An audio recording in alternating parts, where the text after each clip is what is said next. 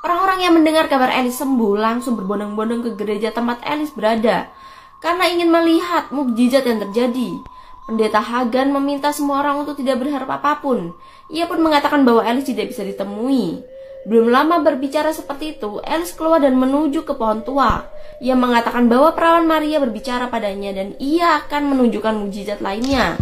Di antara orang-orang yang datang, ada seorang anak kecil yang lumpuh. Ia langsung mendekati anak kecil tersebut dan mengatakan apakah ia percaya bahwa Maria akan menyembuhkannya. Setelah mengucapkannya, ia percaya anak kecil tersebut langsung bisa berjalan, membuat semua orang terperangah dan semakin percaya bahwa Maria benar-benar menunjukkan mukjizat. Video Alice menyembuhkan lantas viral, kini semakin banyak yang ingin bertemu dengan Alice.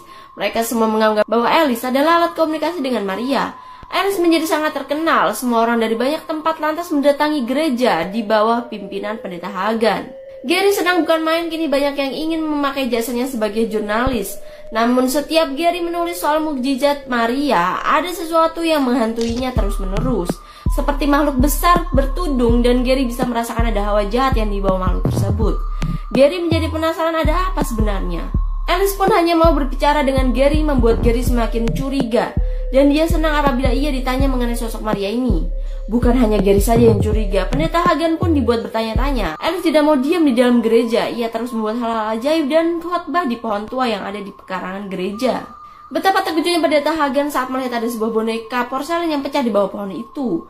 Pendeta Hagan lantas mengingat cerita zaman dulu di mana ada seorang penyihir jahat yang menyembah iblis dibunuh dan arwahnya ditaruh di dalam sebuah boneka. Meski sudah mengetahui hal itu, pendeta Hagan masih agak ragu menyimpulkan dengan cepat sampai akhirnya ia mengetahui kebenarannya dan akhirannya harus mati oleh iblis itu. Iblis ini pun bergerak cepat melalui Alice. Ia meminta Alice untuk melakukan ibadah untuk mengumpulkan banyak jiwa.